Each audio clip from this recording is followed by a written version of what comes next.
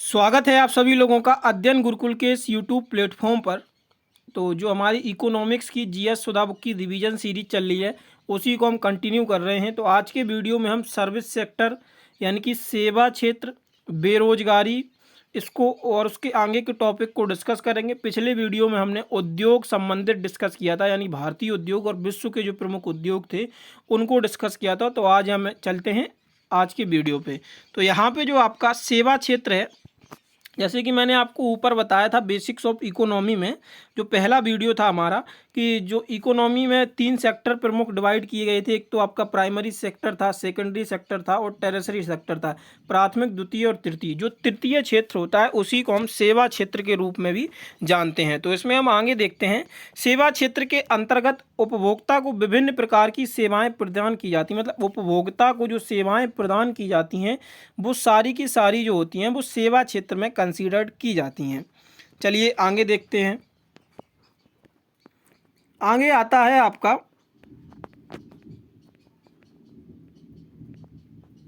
भारत के सेवा क्षेत्र के तहत निम्न गतिविधियों को शामिल किया जाता है: परिवहन, संचार, वित्त, बीमा, व्यापार, होटल, रेस्टोरेंट और भंडारण। सामाजिक एवं व्यक्तिगत सेवाओं को सेवा क्षेत्र के अंतर्गत शामिल किया जाता है। सेवा क्षेत्र का भारत के सकल मूल्यवर्धन यानी कि जो जीवीए होता है, ग्रॉस वैल्यू एडेड, उसमें 50% से अधिक का योगदान होता है। सेवा क्षेत्र को ही त्रियक क्षेत्र कहते हैं, जैसा मैंने आपको स्टार्टिंग में बताया था। सेवा क्षेत्र के जो टाइप यहाँ पे डिस्कस किए गए हैं, जो मैंने आपको ऊपर बताए थे, तो इन सेवा क्षेत्र को इतने टाइपों में कंसीडर किया जाता है। यातायात हो गया, आपका भंडारण हो गया, संचार और प्रसारण संबंधी सेवाएं हो गई, व्यवसाय, होटल एवं रेस्टोरेंट, वित्तीय सेवाएं, लोक प्रशासन एवं रक्षा, निर्माण, रियल एस्टेट, आवासीय एवं पेशेवर सेवाओं के स्वामित्व जो होते हैं वो सेवा क्षेत्र में कंसीडर किए जाते हैं। चलिए अब फैक्ट एंड डाटा के ऊपर बात करते हैं।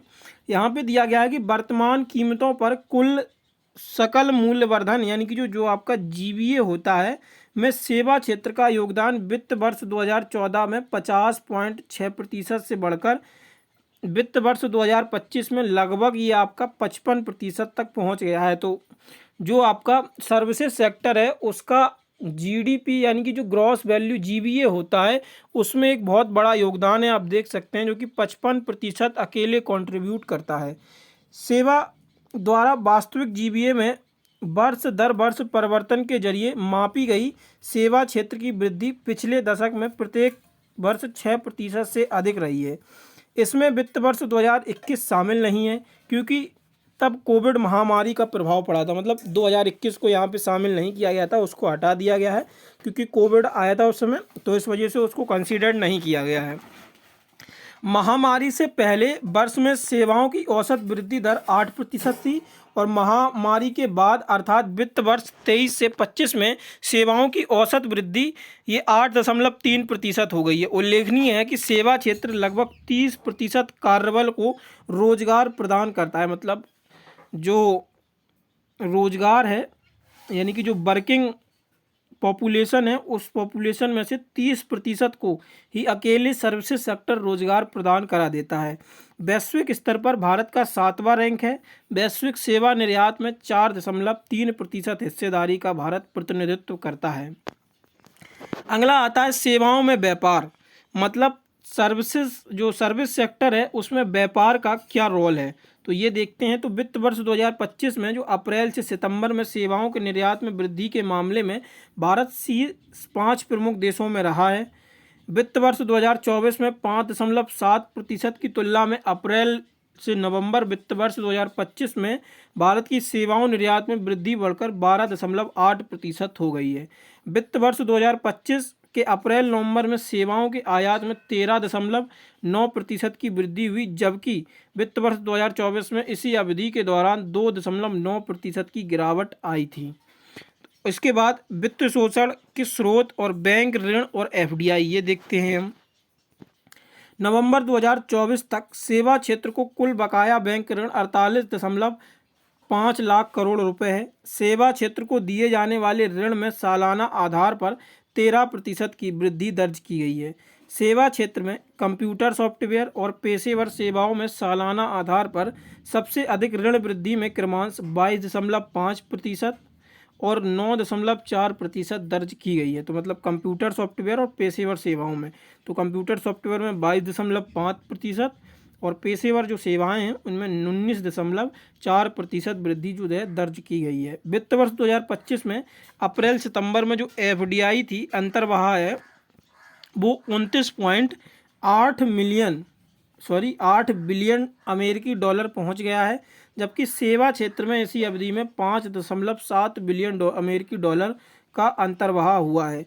वित्त वर्ष 2025 में अप्रैल से सितंबर में बीमा सेवाओं का सबसे अधिक 62% से एफडीआई अंतर्वाह प्राप्त हुआ है। इसके बाद वित्तीय क्षेत्र का स्थान रहा, जिसने सेवा क्षेत्र में कुल एफडीआई की इक्विटी का अंतर्वाह 18% का अधिक प्राप्त किया। तो इसमें आप ऐसे समझिए, ये आपको यहाँ पे कम समझ में आए होंगे ये टर्म, कि जो एफडीआई है फॉरेन डायरेक्ट इन्वेस्टमेंट, उसका अंतर्वाह जो है वो बीमा सेवाएं होती हैं।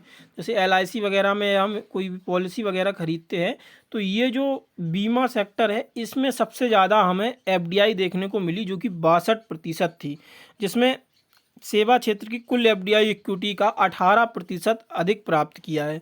तो ये इसका मतलब था इस लाइन का। इसके बाद आगे देखते हैं, परिवहन सेवाओं में सड़क परिवहन सबसे अधिक जीबीए उत्पन्न करता है। मतलब ग्रॉस वैल्यू एडिड जो है वो सबसे अधिक परिवहन में सड़क परिवहन उत्पन्न करता है। वित्त वर्ष 2023 के दौरान परिवहन सेवाओं के कुल जीबीए में सड़क परिवहन का हिस्सा जो था वो 78%, मतलब परिवहन जो कैटेगरी होती है, यानी कि एक ट्रांसपोर्ट की कैटेगरी आप लोग समझ लीजिए। जैसे अगर हम ऐसे आप एक एग्जाम्पल से समझिए, जैसे कोई फूड आइटम्स हैं, ये मान लीजिए 3 फूड आइटम्स में यहाँ पे आपका एक बिस्कुट हो गया और यहाँ पे एक हल्दीराम की नमकीन मान लीजिए, और कोई भी एक चीज़ खाने के जो आइटम्स हैं उसमें अदर्स में मान लीजिए। तो यहाँ पे देखा जाए जैसे फूड सेक्टर में तो सबसे ज़्यादा जीबीए कौन जनरेट करेगा, तो ऐसे हम कर सकते हैं कि बिस्कुट जो है वो सबसे ज़्यादा फूड सेक्टर में जीबीए जनरेट कर रहा है। तो ऐसे ही यहाँ पे ये टर्म दिया गया है, जो ये लाइन है इसी को हम आपको समझा रहे हैं कि जो ट्रांसपोर्ट है, तो ट्रांसपोर्ट में डिफरेंट सर्विसेज होती हैं, वाहन बीमा भी आता है, उसमें अनेक प्रकार की चीज़ें होती हैं, लेकिन जो सड़क परिवहन है वो सबसे ज़्यादा जीबीए उत्पन्न करके दे रहा है 78% ट्रांसपोर्ट की कैटेगरी में। मतलब और जो बाकी का 22% है वो अन्य कैटेगरी जो है ट्रांसपोर्ट की मिला के जनरेट कर पा रही हैं, उतना ट्रांसपोर्ट कैटेगरी में अकेले परिवहन जनरेट कर दे रहा है 78%। तो ये एक बहुत बड़ा नंबर है परिवहन सेवाओं में। अगला देखते हैं, अगला आता है आपका पर्यटन और आतिथ्य।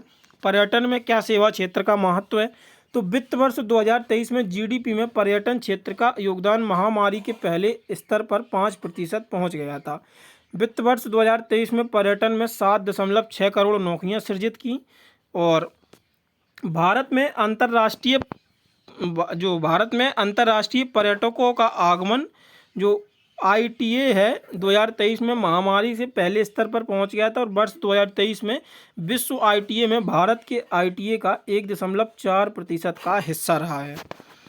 तो ये देख लीजिए, यहाँ पे दिया गया है एक सर्वेक्षण है, ये एक ग्राफ डाटा दिया गया था, औसत वृद्धि कितनी हुई है महामारी वर्ष जो 2021 था उसमें, और बाकी जो पहले था। तो महामारी के पहले यानी कि अगर हम 2021 को हटा दें, यहाँ पे जो ग्राफ में दिया गया है, इससे पहले जो औसत वृद्धि दर हो रही थी, जो टूरिज्म सेक्टर है सेवा के क्षेत्र में, तो उसका जीबीए जो औसत था वो 8% था, लेकिन महामारी में ये नीचे गया, और महामारी के बाद यानी कि 2021 के बाद से तो जो ये आपका जीबीए आया औसत वृद्धि दर में वो 8.3% के साथ फिर से एज यूजुअल मतलब 0.3% बढ़ के ही आया जीबीए।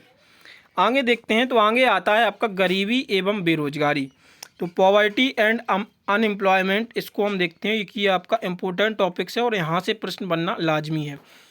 तो देखते हैं, गरीबी का माप करने के लिए सापेक्षिक एवं निरपेक्षिक प्रतिमानों का प्रयोग किया जाता है। सापेक्षिक गरीबी क्या होती है, इसमें लोगों के बीच तुलनात्मक अध्ययन किया जाता है। इसके तहत आर्थिक असमानता को देखा जाता है। तुलनात्मक रूप से जिस व्यक्ति की आय कम होती है उसे गरीब माना जाता है। गरीबी मापन के लिए देश, काल और परिस्थिति के सापेक्ष मानक बदलते हैं, तो इसे सापेक्ष गरीबी कहते हैं।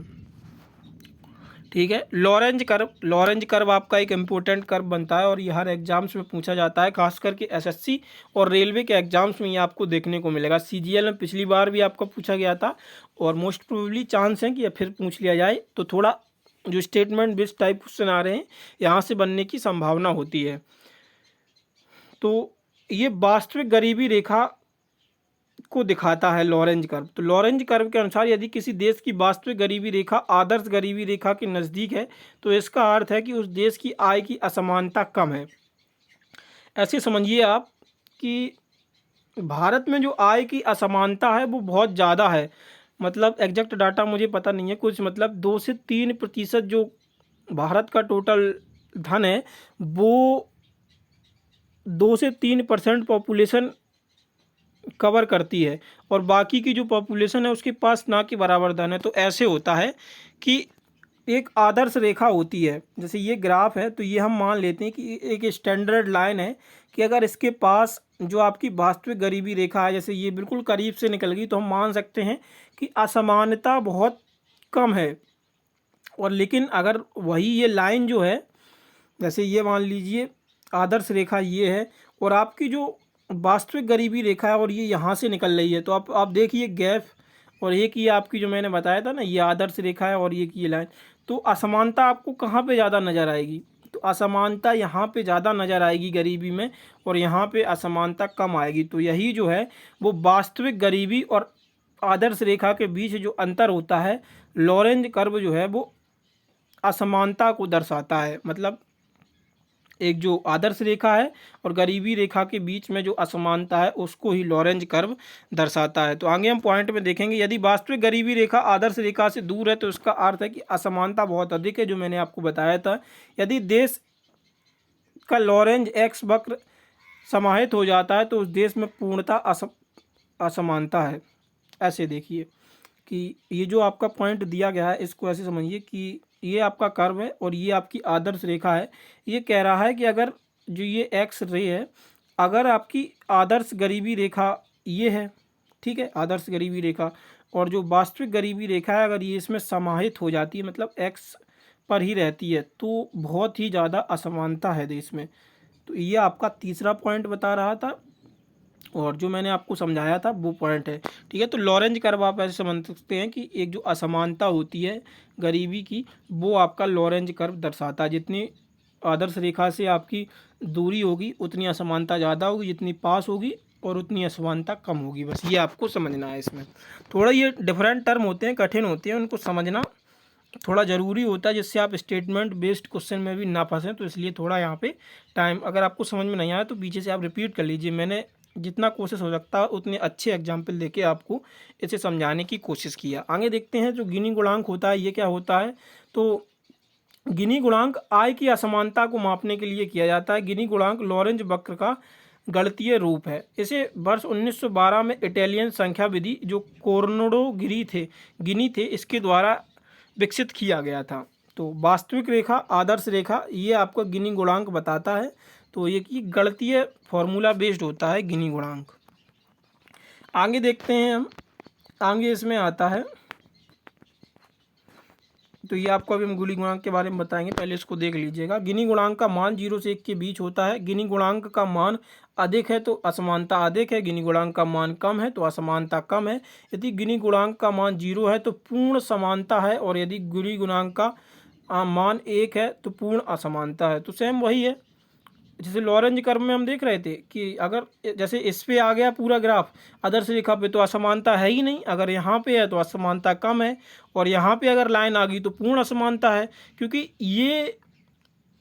ये आदर्श रेखा है और लोग यहीं पे हैं तो कितनी बहुत ज़्यादा असमानता है, और आदर्श रेखा के करीब है तो कम असमानता है। तो ऐसे ये होता है। तो गिनी गुणांक का फॉर्मूला होता है triangle OAC upon triangle OAB।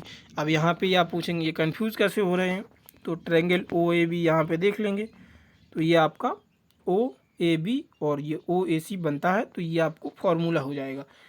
अगर आपको इसमें दिक्कत आती है तो मैं आपको न्यूमेरिकल जो है वो एक आध टेलीग्राम पे प्रोवाइड करा दूंगा, इसका सॉल्यूशन एक आध में ग्राफ को न्यूमेरिकल टाइप में दिखा दूंगा। वैसे पूछा नहीं जाता है न्यूमेरिकल, बस इतना ही पूछा जाता है गिनी गुणांक और लॉरेंज कर्व क्या है, किसके बारे में दर्शाते हैं। और निरपेक्ष गरीबी क्या होता है, इसका अभिप्राय मानव की आधारभूत आवश्यकताएं जैसे भोजन, कपड़ा, स्वास्थ्य सुविधा आदि की पूर्ति हेतु पर्याप्त वस्तुएं सेवाओं को जुटा पाने में असमर्थता। तो निरपेक्ष गरीबी होती है जैसे कि जो आधारभूत सेवाएं हैं अपनी, अगर उन्हें नहीं जो जुटा पा रहा है व्यक्ति या जो जुटाने में असमर्थ है, तो वो निरपेक्ष गरीबी है। गरीबी रेखा क्या होती है, गरीबी की रेखा की अवधारणा मूल मानवीय आवश्यकताओं को पूरा कर पाने में असमर्थता से जुड़ी हैं। मतलब अगर व्यक्ति मान लीजिए कि ये एक स्टैंडर्ड लाइन सेट की गई है, आदर्श रेखा सेट की गई है, अगर आप इस पे हैं तो वेल एंड गुड है, अगर इसके ऊपर भी हैं तो आप एक अच्छी कैटेगरी, इलाइट कैटेगरी माने जाएंगे। अगर आप इसके नीचे आते हैं तो आप एक गरीबी रेखा से नीचे हैं। मतलब ये एक स्टैंडर्ड लाइन सेट कर दी गई, अगर आप इस पे हैं तो ठीक है, अगर आप इसके नीचे हैं तो आप गरीब ही कंसीडर्ड किए जाएंगे। इसमें ये होता है गरीब कंसीडर्ड क्या, मतलब ये मूलभूत सुविधाएं जो होती हैं वो आप जुटाने में असमर्थ हैं, तो इसी को हम गरीबी रेखा कहते हैं। भारत में गरीबी मापन का इतिहास क्या रहा है, तो भारत में गरीबी मापन का कार्य नीति आयोग द्वारा किया जाता है। नीति आयोग को राष्ट्रीय प्रतिस्पर्धा सर्वेक्षण कार्यालय NSO जो नेशनल स्टैटिस्टिक्स ऑफिस होता है वो आंकड़े उपलब्ध करवाता है। भारत में पहले कैलोरी उपभोग को गरीबी मापन का आधार बनाया गया था, लेकिन अब इसके साथ साथ शिक्षा, स्वास्थ्य, कपड़े, जूते एवं अन्य टिकाऊ वस्तुओं को भी आधार बनाया जाता है। UNO बहुआयामिक गरीबी सूचकांक जो प्रकाशित करता है, मतलब जो बहुआयामिक गरीबी सूचकांक होता है वो UNO के द्वारा प्रकाशित किया जाता है। विश्व बैंक के अनुसार जो व्यक्ति एक दिन में $2.1 से कम व्यय करता है वह गरीब है। मतलब $2.1 से कम का व्यय अगर वो कर रहा है तो गरीब है, अगर 2.1.5 कर रहा है तो वो ज़्यादा कर रहा है तो वो फिर अमीर ही है। दादा भाई नौरोजी ने 1868 में poverty and un-British rule in India नामक पुस्तक प्रकाशित की थी। इसमें प्रति व्यक्ति आय शहर में 35 और ग्रामीण में 16 रुपये प्रति माह होती थी, ये बताया था। राष्ट्रीय आयोजन समिति क्या थी, तो इस वर्ष 1938 में कांग्रेस ने गठित किया था, जिसके अध्यक्ष जवाहरलाल नेहरू थे। इसमें भोजन, कपड़ा, मकान और गरीबी मापन की आवश्यकताओं को माना गया था। आय शहरी क्षेत्र में 20 रुपये प्रति व्यक्ति माह और जो ग्रामीण क्षेत्र था इसमें 15 रुपये प्रति व्यक्ति माह आय को कंसीडर किया गया था। बॉम्बे प्लान आया आपका, बॉम्बे प्लान में क्या था, तो ये इम्पोर्टेंट प्लान है। तो भारत में मुख्य उद्योगपतियों ने देश के आर्थिक विकास के लिए कार्य योजना बनाई थी। इस प्लान को टाटा बिरला प्लान भी कहते हैं। इसके अंतर्गत प्रति व्यक्ति 75 रुपये प्रति माह से कम आय वालों को गरीब माना गया था। मतलब जिनकी 75 रुपये प्रति माह से इनकम कम थी उनको यहाँ पे गरीब कंसीडर किया गया था। आज़ादी के बाद गरीबी के अनुमान, तो वर्ष 1962 में योजना आयोग ने एक विशेष दल बनाया। इसके अनुसार प्रति वर्ष गांव में 20 रुपये तथा शहर में 25 रुपये प्रति माह खर्च करने वालों को गरीब माना जाएगा। और जो दांडेकर व रथ समिति आई थी, ये 1971 में आई थी। तो BM दांडेकर व N रथ को भारत में गरीबी मापन हेतु नियुक्त किया गया। इन्होंने गरीबी मापन के लिए कैलोरी उपभोग को आधार बनाया, जिसमें 2250 कैलोरी प्रति व्यक्ति प्रतिदिन से कम उपयोग करने वाला गरीब व्यक्ति है। और अलगन समिति थी, ये वर्ष 1979 में बाई के अलग समिति का गठन किया गया। इसके अनुसार कैलोरी के साथ साथ पोषक तत्वों का भी ध्यान रखने की सिफारिश की गई। कैलोरी उपभोग प्रति व्यक्ति प्रतिदिन गांव में 2400 कैलोरी और शहर में 2100 कैलोरी। इसके बाद लकड़वाला समिति आई। तो लकड़वाला समिति ये आपकी इम्पोर्टेंट बनती है। लकड़वाला समिति वर्ष 1993 में अध्यक्ष जो थे वो DT लकड़वाल थे। गांव की 2400 कैलोरी और शहर की 2100 कैलोरी प्रति व्यक्ति प्रतिदिन के हिसाब से ये बताया था। समिति ने सिफारिश की कि आम आदमी थोक मूल्य यानी कि WPI पर वस्तु नहीं खरीदता है, वह उपभोक्ता मूल्यांकन सूचकांक यानी कि CPI पे वस्तु खरीदता है। अतः गरीबी मापन में WPI की जगह CPI का प्रयोग होना चाहिए, तो ये इन्होंने बताया था। आगे इसी समितियों में सुरेश तेंदुलकर समिति आती है। तो इस समिति का गठन वर्ष 2005 में किया गया था, जिसमें अपनी रिपोर्ट वर्ष 2009 में प्रस्तुत की। इस समिति ने गरीबी पारंपरिक रूप से छोड़कर बहुआयामी रूप से स्वीकार किया। वर्ष 2009 और 10 में गरीबी के मापन फार्मूला को अपनाया, जिसमें लगभग 29% जो लोग थे वो आपके गरीब थे। यहाँ पे रंगराजन समिति आती है, तो ये आपकी सारी लकड़वाला जो सुरेश तेंदुलकर समिति और रंगराजन समिति, ये इंपॉर्टेंट समितियाँ हैं, इनको आप देखते चलिएगा। वर्ष 2012 में गठित इस समिति ने सुरेश तेंदुलकर के द्वारा दिए गए फार्मूले की समीक्षा के उपरांत भारत के लिए गरीबी मापन की बेहतर विधि का सुझाव दिया। इसमें गरीबी अनुमान के लिए अलग प्रक्रिया का प्रयोग किया, जिसमें एनएसओ के आंकड़े का प्रयोग न करके स्वतंत्र सर्वेक्षण कराया। इसके अनुसार गरीबी रेखा का अनुमान शहरी क्षेत्र में 1407 रुपये और ग्रामीण क्षेत्र में 972 रुपये प्रति व्यक्ति मासिक व्यय के रूप में लगाया गया। इसके बाद अब आती है बेरोजगारी। तो बेरोजगारी को यहाँ पे हम डिस्कस करते हैं। बेरोजगारी जब समाज में प्रचलित जो परिश्रमिक पर भी काम करने की इच्छुक एवं सक्षम व्यक्तियों को काम भी कार्य नहीं मिलता है, तब ऐसी स्थिति को बेरोजगार कहते हैं। मतलब बेरोजगारी एक वो टर्म है कि इच्छुक व्यक्ति है या तो एक क्वालिफाइड व्यक्ति है, मतलब पढ़ा लिखा व्यक्ति है, एक तो जो काम करना चाह रहा है और एक पढ़ा लिखा व्यक्ति भी है, उसको काम नहीं मिल रहा है, तो फिर वो बेरोजगारी कंसिडर की जाती है। बेरोजगारी के प्रकार यह निम्न प्रकार की होती, तो ऐच्छिक बेरोजगारी, अनैच्छिक बेरोजगारी और संरचनात्मक अल्प रोजगार, आदर्श छिपी हुई और घर्षणात्मक और चक्रीय और मौसमी बेरोजगारी।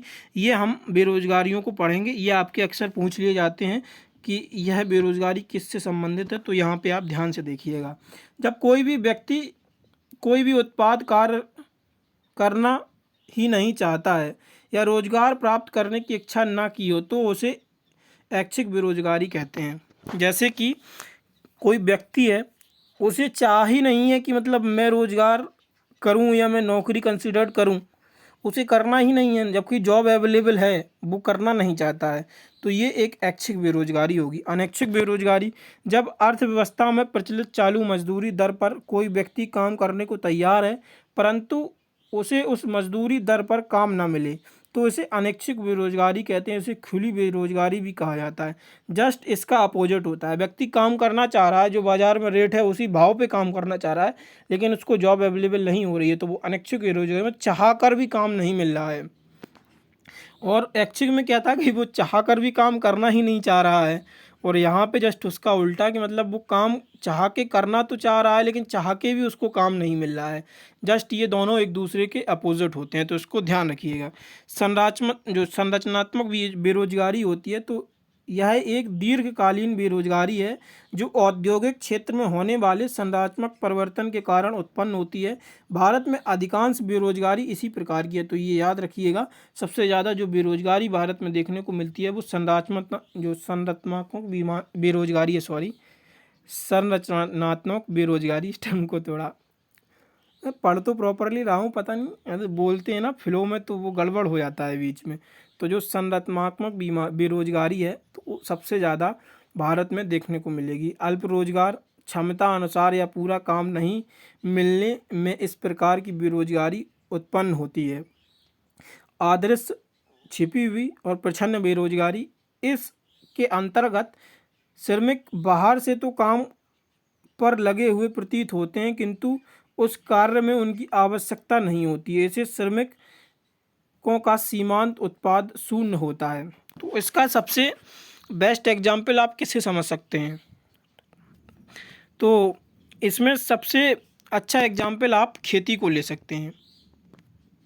ठीक है, जैसे कोई एक खेत है और फैमिली में 5 लोग हैं, फादर भी हैं, बाकी उनके 4 लड़के हैं, तो 5 लोग हैं फैमिली में। अब ये 1 बीघा खेत है, तो इस काम को 1 बीघे खेत को 2 लोग भी कर सकते थे या 1 लोग ही कर सकता था, और लगे इसमें 1 बीघे खेत में 5 लोग हैं, तो बाकी के जो एक व्यक्ति इस काम को कर सकता था, तो बाकी 4 लोगों की तो उसमें कोई मतलब ही नहीं है। जब वो 4-5 लोग उसी खेत में इन्वेस्ट कर देंगे अपना समय, तो वो एक शून्य कैटेगरी में आ जाएगा। मतलब काम एक व्यक्ति का था और उसी काम को 5 व्यक्ति कर रहे हैं। अगर वो 4 व्यक्ति कहीं और कार्य करते तो उस खेत में एक व्यक्ति कार्य करता तो उससे ज़्यादा आउटपुट निकल सकता था, लेकिन उसी कार्य को 1 बीघे खेत में ही 5 लोग खपा दे रहे हैं, तो इसी को हम छुपी हुई बेरोजगारी कहते हैं। वो लगेगा आपको कि 5 लोग कार्य कर रहे हैं, लेकिन वो कार्य नहीं है, वो एक छुपी हुई बेरोजगारी कंसीडर्ड किया जाता है। आई होप आपको ये एग्जाम्पल बहुत अच्छे से समझ में आया होगा। जो घर्षणात्मक बेरोजगारी होती है, क्या होती है, तो बाजार की दशाओं में परिवर्तन, मांग एवं पूर्ति की शक्तियों में परिवर्तन होने से उत्पन्न बेरोजगारी को हम घर्षणात्मक बेरोजगारी कहते हैं। चक्रीय बेरोजगारी क्या होती है, तो एक अर्थव्यवस्था में विकास और मंदी का चक्र जारी रहता है। विकास में बहुत से लोगों को रोजगार मिलता है, लेकिन मंदी के दौरान लोग बेरोजगार हो जाते हैं। तो ऐसा होता है, जब मार्केट हाई होता है तो रोजगार मिल जाता है। त्योहारों के समय पे बहुत से लोगों को आप देखते होंगे पार्ट टाइम दुकानों पे या जो किराना स्टोर्स हैं वहाँ पे लोग बढ़ जाते हैं, लेकिन जब त्यौहार चला जाता है तो फिर डाउन मतलब हटा देते हैं उनको। जो रेगुलर एक दो लोग रहते हैं दुकान पे वही रहते हैं, लेकिन त्यौहार के समय पे पीक त्यौहार में फेस्टिवल्स में 2 लोगों की जगह 5 लोगों को रख लिया जाता है, क्योंकि वहाँ पे प्रेशर ज़्यादा होता है, आउटपुट ज़्यादा चाहिए होता है, तो लेबर भी ज़्यादा चाहिए होगी। लेकिन जब फेस्टिवल डाउन तो फिर वो जो 2 लोग रह रहे थे एज़ यूजुअल वही रहेंगे। तो इसी को हम मौसमी बेरोजगारी के रूप में कंसीडर्ड करते हैं, सॉरी चक्रीय बेरोजगारी के रूप में। और मौसमी बेरोजगारी क्या होती है, जैसे जैसे मौसम बदलता है वस्तुओं सेवाओं की मांग आपूर्ति में बदलाव होता है, इसके कारण पैदा हुई बेरोजगारी मौसमी बेरोजगारी कहलाती है। जैसे कि पर्यटन, पर्यटन सबसे बढ़िया एग्जाम्पल है। जैसे कि अभी इस साइड हम कंसीडर करें, कहीं पे आप सर्दियों में घूमने निकलते हैं, गर्मियों में जैसे उत्तर प्रदेश के लोग हैं, एमपी के, दिल्ली के लोग हैं, तो गर्मियों में वहाँ पे घूमने जाते हैं जम्मू कश्मीर वगैरह सर्दी के लिए, मतलब वहाँ पे बढ़िया ठंडक वगैरह रहती है, तो इस वजह से वहाँ पे घूमना कंसीडर करते हैं। और सर्दियों में वो लोग इतना लोग नहीं जाते हैं सर्दी, क्योंकि यहीं पे बहुत सर्दी पड़ रही होती है। एक तो पर्यटन उसी का सबसे बेस्ट एग्जाम्पल है कि मैंने जस्ट आपको एग्जाम्पल के थ्रू समझाया क्या होता है कि जैसे फिजिकल डिवीजन चेंज होती रहती है तो लोग वहाँ से चेंज होते रहते हैं, मतलब कम जाते हैं। और आप देखेंगे कि गर्मियों में लोग ज़्यादा पसंद करते हैं वहाँ ठंडी जगह जाना। तो वही जस्ट मौसम का चेंज जैसे ही हुआ तो फिर वो बेरोजगारी में चेंज हो जाते हैं। जब वो मौसम अच्छा था, पीक मौसम था जून जुलाई में, मतलब मार्च अप्रैल मई जून जुलाई में लोग यूपी एमपी के लोग अच्छे लेह लद्दाख जा रहे थे, घूम रहे थे कश्मीर में। लेकिन जैसे ही ये नवंबर दिसंबर आपका आया फिर वहाँ पे वो लोग कम हो गए, मतलब जाते तो हैं पर एज़ यूजुअल इतने लोग नहीं जाते हैं। तो वही एक आपका मौसमी बेरोजगारी कंसीडर किया जाता है। अगला आता है सामान्यतः 15 से 59 वर्ष की आयु वर्ग के व्यक्ति को आर्थिक रूप से सक्रिय यानी कि कार्यशील माना जाता है। तो 15 वर्ष से 59 वर्ष के व्यक्ति को ही कार्यशील व्यक्ति कंसीडर किया जाता है। अतः यदि आप इस आयु वर्ग के लोगों को लाभदायक रूप से नियोजित नहीं है तो ऐसे व्यक्ति को बेरोजगार ही माना जाएगा। अगर 15 से 59 के बीच में आप कोई कार्य नहीं कर रहे हैं तो आपको बेरोजगार ही कंसीडर किया जाएगा। अंतर्राष्ट्रीय श्रम संगठन के अनुसार, तो जो इंटरनेशनल लेबर ऑर्गेनाइजेशन है जिसका हेडक्वार्टर जिनेवा स्विट्जरलैंड में है, ये आपको पता होना चाहिए, के अनुसार बेरोजगारी के अंतर्गत नौकरी से बाहर होने का काम के लिए उपलब्ध होना और सक्रिय रूप से रोजगार की तलाश करना शामिल है। भारत में बेरोजगारी से संबंधित जो आंकड़े हैं वो सांख्यिकी कार्यालय यानी कि नेशनल स्टैटिस्टिक्स ऑफिस द्वारा जारी किया जाता है। नोट रखिएगा कि जो राष्ट्रीय नमूना सर्वेक्षण था, नेशनल जो NSSO था, वो वर्ष 2019 में केंद्रीय सांख्यिकी कार्यालय के साथ विलय कर दिया गया था। मतलब जो NSSO था वो नेशनल स्टैटिस्टिक्स ऑफिस में विलय हो गया इसका, कब, 2019 में। तो ये भी आपका प्रश्न कभी कभी पूछ लिया जाता है। आगे देखते हैं, तो आगे आता है बेरोजगारी के प्रकार। तो मैंने ये आपको डिस्कस करा ही दी है। ग्रामीण बेरोजगारी में आदर्श और प्रच्छन्न बेरोजगारी होती है। आदर्श बेरोजगारी कैसी, जो मैंने आपको खेत का एग्जाम्पल दिखाया था, उस काम को 1 लोग कर रहे थे, लेकिन 1 लोग कर सकता था लेकिन 5 लोग कर रहे हैं, बाकी 4 लोग तो वो छुपी हुई बेरोजगारी का शिकार हो गए हैं। शहरी बेरोजगारी में शिक्षित बेरोजगारी आता है, औद्योगिक बेरोजगारी और मौसमी बेरोजगारी यहाँ पे कंसीडर किया जाता है। मौसमी बेरोजगारी में सबसे बढ़िया एग्जाम्पल आपको पर्यटन का देखने को मिला था, जो मैंने आपको एग्जाम्पल बताया था। ठीक है, आई होप आपको ये टर्म थोड़े टिपिकल थे, पर मैंने आपको कोशिश की है कि हम आपको बेस्ट तरीके से समझा पाएँ, जो भी बेस्ट एग्जाम्पल थे। फिर भी आपको अगर थोड़ा डाउट रहता है तो आप एक बार रिपीट करके देख लीजिएगा। आई होप ये आपको सारे कवर हो जाएंगे। और बाकी आप लोग कमेंट में ज़रूर हमें बताया करें कि वीडियो आपको कैसा लगा और जो हम आपको मेहनत कर रहे हैं वो कैसी लगी आपको। वीडियो को शेयर करना ना भूलें आप लोग। खुली बेरोजगारी, तो खुली बेरोजगारी, इसमें व्यक्ति के पास आवश्यक योग्यताएं भी होती हैं तथा वह काम के लिए भी तैयार होता है, लेकिन फिर भी उन्हें काम नहीं मिलता है। तो ऐसी बेरोजगारी को खुली बेरोजगारी कहते हैं।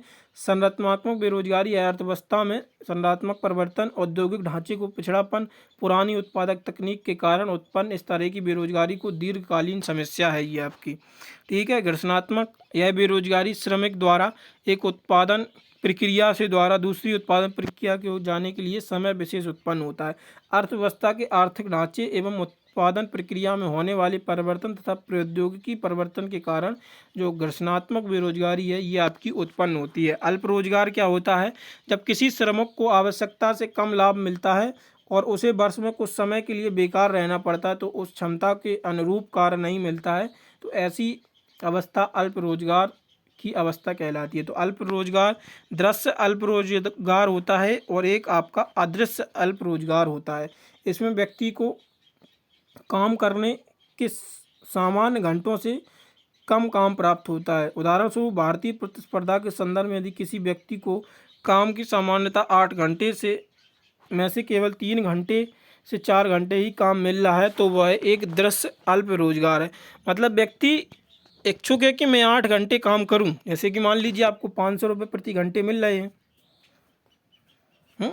तो व्यक्ति चाहता है कि मैं 8 घंटे काम करूं, तो 8×5 = 40 यानी कि 4000 रुपये बन रहे हैं, लेकिन काम उसको कितना मिल रहा है? 4 घंटे ही काम मिल रहा है, तो 2000 यानी कि आधा ही काम मिल रहा है। व्यक्ति सोच तो रहा है कि मैं काम ज़्यादा करूं, लेकिन काम नहीं मिल रहा है। तो एक ये दृश्य अल्प रोजगार के रूप में भी कंसिडर किया जाता है।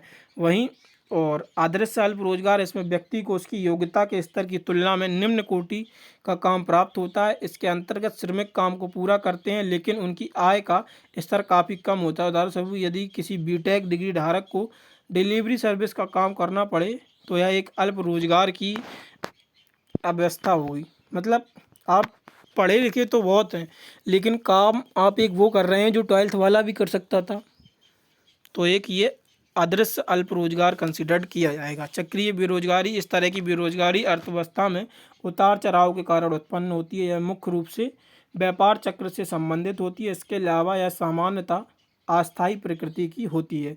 देश में आत्मनिर्भर बनाने और रोजगार के अवसर पैदा करने के लिए विभिन्न दीर्घकालिक योजनाएं और नीतियां चलाई गईं।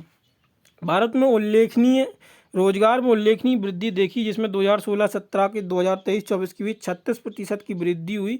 लगभग 170 मिलियन नौकरियां शामिल हैं। यह देश की मजबूत आर्थिक प्रगति और विभिन्न क्षेत्रों के रोजगार को सृजित करता है। इसमें हम आगे देखेंगे तो ये जो आपकी योजनाएं चलाई गई, प्रमुख योजनाएं, वो देखते हैं। तो पहली योजना जो आपकी चलाई गई थी महात्मा गांधी राष्ट्रीय ग्रामीण रोजगार योजना। तो यहाँ पे ज़्यादा ये इम्पोर्टेंट नहीं, बस हम इसका देखेंगे क्या है। तो 2 फरवरी 2006 को ये शुरू की गई थी। कब? 2 फरवरी 2006 को शुरू किया जाता है और यह एक मांग आधारित मजदूरी रोजगार कार्यक्रम था, जो देश के ग्रामीण क्षेत्रों के परिवार की आजीविका सुरक्षा बढ़ाने के लिए हर वर्ष वित्तीय वर्ष में 100 दिनों तक काम की गारंटी देता है। वर्ष 2024-25 में बजट अनुमान के हिसाब से 86,000 करोड़ रुपए का आवंटन किया गया, जो कि मनरेगा के तहत अनुमान चरण में शुरू से अब तक का सबसे अधिक आवंटन था। तो महात्मा गांधी राष्ट्रीय ग्रामीण रोजगार योजना 2 फरवरी 2006 को चलाई जाती है। इसका उद्देश्य होता है कि ग्रामीण क्षेत्र में 100 दिनों तक का कार्य दिया जाए। और अब बजट के हिसाब से देखा जाए तो 2024 वर्ष जो वित्त वर्ष था 24-25, उसमें अब तक का सबसे ज़्यादा बजट जो था वो इसी को महात्मा गांधी राष्ट्रीय ग्रामीण योजना को एलोकेट किया गया था। मुख्य उपलब्धियाँ इसकी क्या थी? तो ये कोई डाटा इंपॉर्टेंट नहीं है, बस मजदूरी आप देख लीजिएगा। 279 ये 24-25 में हो गई है, 13-14 में ये 155 रुपये थी। ठीक है।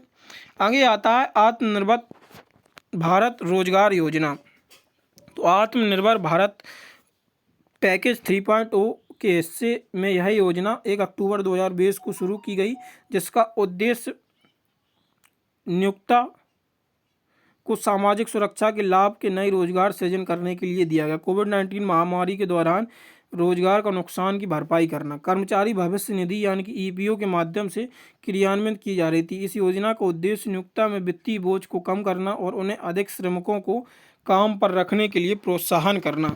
जैसे कि अभी एक और आपकी स्कीम चलाई गई है जिसमें आपको पहली प्राइवेट नौकरी के लिए सरकार जो है 15,000 रुपये देगी और उस कंपनी को भी 3,000 रुपये महीने दिए जाएंगे। ईपीओ में रजिस्टर करना होगा, जिससे क्या होगा, एक तो रोजगार जो अभी अनऑर्गेनाइज सेक्टर में है वो आपका एक ऑर्गेनाइज सेक्टर में कंसीडर्ड कर लिया जाएगा। कैसे कि अभी आप लोग काम तो करते हैं, जैसे मान लीजिए कोई शहर की किराना शॉप पे आप काम कर रहे हैं, तो आप काम कर रहे हैं लेकिन वो आप ऊपर डाटा में शामिल नहीं है, तो वो आपको एक ऑर्गेनाइज्ड वे में सरकार वहाँ पे ईपीएफओ में रजिस्टर करा के, तो वो दिखने के लिए भी हो जाएगा, एक डाटा भी होगा सरकार के पास में कि इतने लोगों को हमने ऑर्गेनाइज सेक्टर में काम करा दिया, तो एक वो डाटा भी होगा और उसकी जो बेरोजगारी डाटा है वो भी कम होगा। तो इसीलिए ये इंसेंटिव चलाया जा रहा है। और प्रधानमंत्री मुद्रा योजना, तो स्वरोजगार को बढ़ावा देने के लिए सरकार द्वारा प्रधानमंत्री मुद्रा योजना शुरू की गई थी। 8 अप्रैल 2015 को ये शुरू की गई थी। इसमें सूक्ष्म लघु व्यवसाय और व्यक्तिगत को 20 लाख रुपए तक की जमानत मुक्त ऋण देने का सुझाव था। 2023 मतलब 23 जुलाई 2024 को केंद्रीय बजट के दौरान इसमें 10 लाख से सीमा बढ़ाकर 20 लाख करने की घोषणा की गई थी। तो ये आप याद रखिएगा, प्रधानमंत्री मुद्रा योजना है जो अब इसमें जो आपकी सीमा है वो 10 लाख से 20 लाख कर दी गई है।